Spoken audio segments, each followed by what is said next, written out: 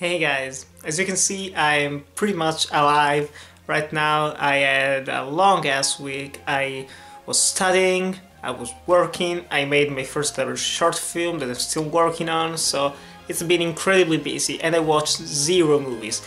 But finally I got back to watching at least once a day, and so let's go with Phantom Thread.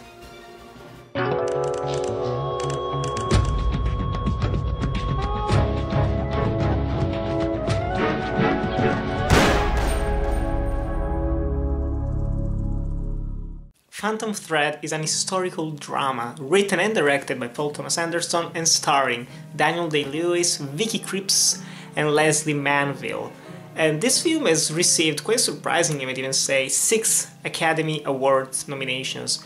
I say surprisingly because I still consider this to be a 2018 release. I think very few people actually saw it in 2017, but still, here we are right now talking about it. And I do like Paul Thomas Anderson. I haven't watched many of his movies. I only watched Boogie Nights, Punch Drunk Love, and Inherent Vice before this one. Phantom Thread was absolutely fantastic, completely different from what you might expect. If you hear a Daniel Day-Lewis starring Paul Thomas Anderson film about a fashion designer and a romantic story that he's involved in, it sounds boring. I'm not gonna lie, it does sound boring, or at least very slow, but this film was delightful. It was entertaining from beginning to end. It has great sense of humor.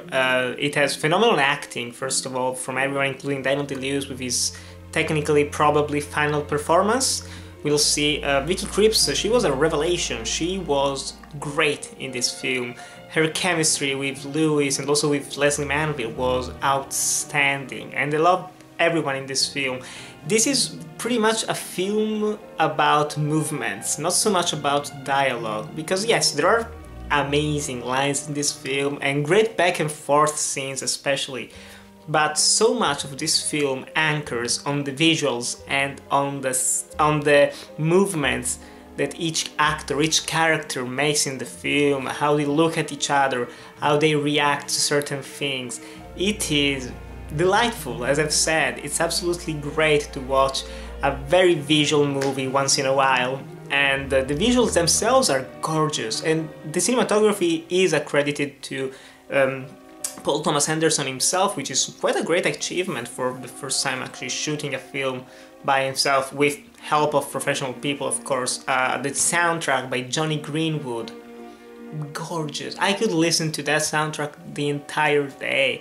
It was mystical, it was powerful, it was romantic, it was also kind of creepy in a couple of scenes, and there is a slight supernatural element to the movie that really complemented it quite well.